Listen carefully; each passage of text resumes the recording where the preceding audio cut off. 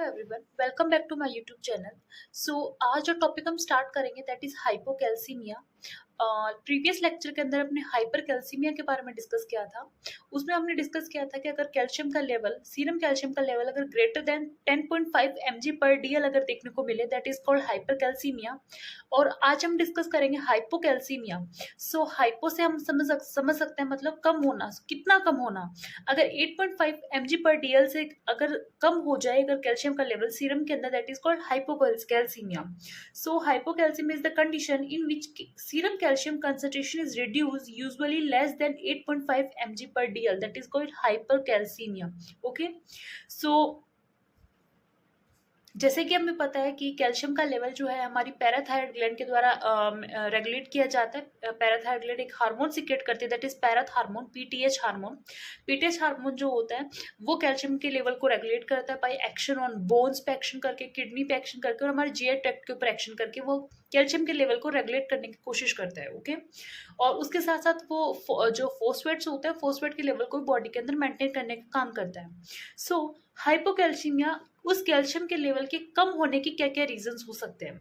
सो अगर कैल्शियम का level body के अंदर अगर कम है तो उसके रीजंस ऐसे हो सकते हैं जैसे कि हाइपोपैराथायरिडिज्म, कि पैराथायराइड ग्लैंड के द्वारा बनने वाला जो पीटीएच हार्मोन है अगर वो ही कम हो रहा है, वो ही कम सिक्रेशन हो रहा है दैट इज कॉल्ड हाइपोपैराथायरिडिज्म। सो ये कब हो सकता है? एक तो पोस्ट थायरोइडेक्टोमी, अगर किसी का जो थायराइड ग्लैंड का ऑपरेट हुआ हो, ऑपरेशन अगर हुआ हो और आफ्टर उसके मतलब थायरोइडेक्टोमी की थायराइड ग्लैंड के रिमूवल के बाद में ये कंडीशन देखने को मिल सकती है, क्योंकि हमें पता है कि थायराइड ग्लैंड जो है उसके अपर और जो लोअर पोल्स होते हैं उसके पोस्टीरियर सरफेस के अंदर थायराइड, हमारी जो पैराथायराइड ग्लैंड होती है वो सिचुएटेड होती है। सो थायराइड ग्लैंड की रिमूवल के साथ साथ पैराथायराइड ग्लैंड का रिमूवल भी होता है। ओके। सो उसके बाद में हाइपोपैराथायरिडिज्म कंडीशन के अंदर हाइपोकैल्सीमिया हो सकता है। दूसरा जो होता है ऑटो इम्यून हाइपोपैराथायरिडिज्म की कंडीशन हो सकती है। कुछ लोगों के अंदर ऑटो इम्यून कंडीशन ही होती है हाइपोपैराथायरिडिज्म की। ठीक है। And the next one is the D George syndrome. D George syndrome क्या होता है कि पैराथायराइड हार्मोन जो ग्लैंड है सॉरी वो कंजेनेटल ही बचपन से ही जन्म के साथ ही वो क्या है एब्सेंट है, पर्सन के अंदर डेवलप ही नहीं हुई। सो that is called D George syndrome. D George syndrome के कंडीशन के अंदर भी हाइपोपैराथायरिडिज्म देखने को मिल सकता है। Okay.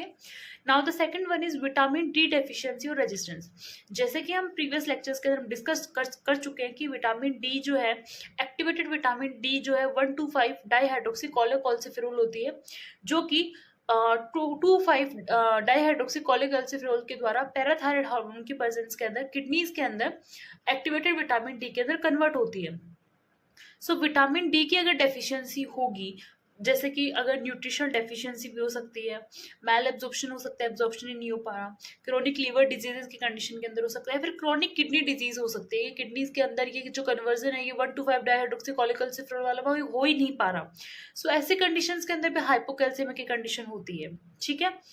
Now the third one is acute illness. कुछ ऐसी एक्यूट कंडीशंस हो सकती हैं जिनकी वजह से हाइपोकैल्सीमिया हो सकता है, जैसे कि अगर किसी को एक्यूट पेनक्रियाटाइटिस हो गया हो, पेनक्रियाज के अंदर इन्फ्लेमेशन हो गया हो, सो उस कंडीशन में हाइपोकैल्सीमिया देखने को मिल सकता है। सीवियर सेप्सिस की अगर कंडीशन है बॉडी के अंदर, या फिर मैसिव ब्लड ट्रांसफ्यूजन अगर हुआ है तो उस कंडीशन के अंदर भी हाइपोकैल्सीमिया जो है प्रेजेंट हो सकता है। कुछ ड्रग्स भी होती है जैसे कि कैल्सिटोनिन है, बाइफॉस्फेनेट्स हैं, इन ड्रग्स के यूज की वजह से भी हाइपोकैल्सीमिया देखने को मिल सकता है। उसके अलावा एक कंडीशन होती है hungry born syndrome. Hungry born syndrome क्या होता है कि अगर जैसे कि इसमें बोला है कि आफ्टर पैराथायरॉइडेक्टोमी की पैराथायराइड ग्लैंड्स वगैरह के रिमूवल के बाद में अगर कंटिन्यूसली बहुत लंबे समय से अगर कैल्शियम का लेवल बहुत ही कम है सीरम के अंदर, तो सडनली क्या होता है बहुत ही ज़्यादा इंटेंसली जो बोन्स जो होती है वो एब्जॉर्ब करने लग जाती है कैल्शियम को बहुत ज़्यादा, तो उसे अपन हंग्री बोल देते हैं कि बोन्स जो है एकदम भूखे की तरह बहुत ज़्यादा कैल्शियम का एब्जॉर्प्शन करने लग जाती है। ओके। खुद के पास। So that is hungry bone syndrome भी देखने को मिल सकता है।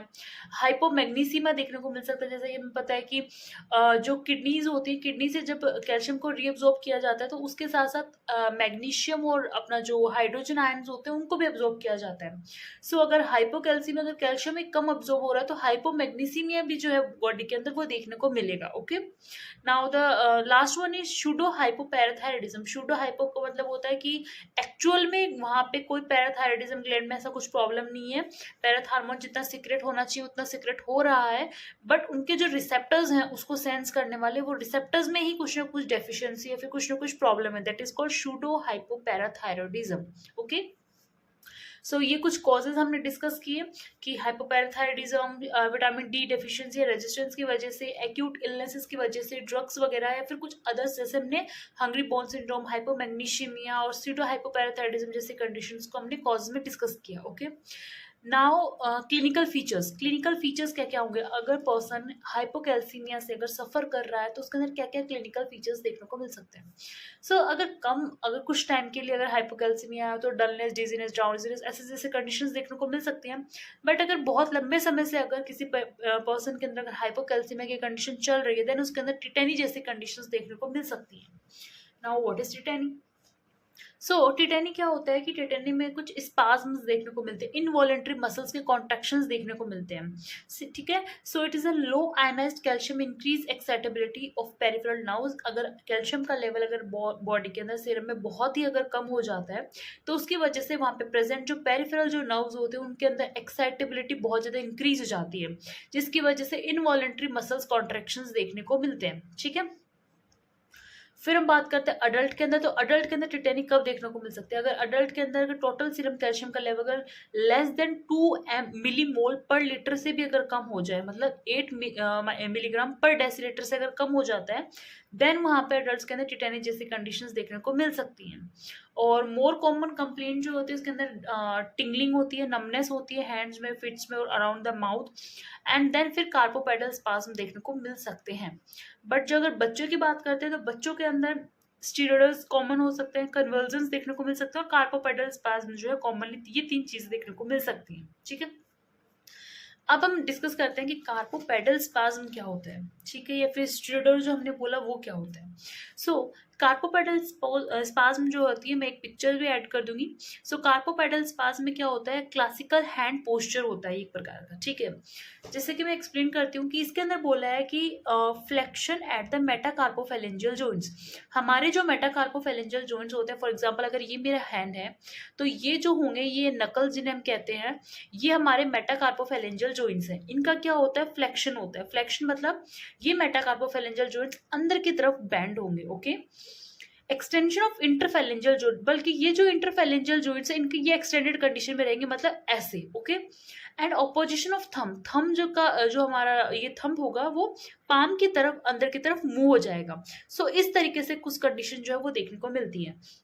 मैं एक पिक्चर भी ऐड कर रही हूँ, आपको पिक्चर में भी आप देख सकते हैं कि हमारी जो नकल्स होते हैं, जो हमारे मेटाकार्पोफेलेंजियल जॉइंट्स होते हैं वो अंदर की तरफ बेंड कर जाएंगे, हमारे जो इंटरफेलेंजियल जॉइंट्स होंगे वो एकदम एक्सटेंडेड रहेंगे, एकदम स्ट्रेट रहेंगे, और थंब जो है वो भी अंदर की तरफ इनवर्ट जो है मूव कर जाएगा। ओके, इसे आप ऑब्स्ट्रक्टिशियन हैंड भी कह सकते हैं, या फिर मेंट आर्क्योर साइन जो होते हैं वो भी इसे हम कह सकते हैं। ठीक है, उसके अलावा दूसरा होता है स्ट्रीडोर। क्या होता है स्ट्रीडोर का मतलब होता है जो हमारे जो लैरिंग्स वगैरह में जो ग्लॉटिस प्रेजेंट होता है, ग्लॉटिस के अंदर स्पाज्म आ जाना, दैट इज कॉल्ड स्ट्रीडोर। ओके, लैरिंजियोस्पाज्म इसे हम कहते हैं।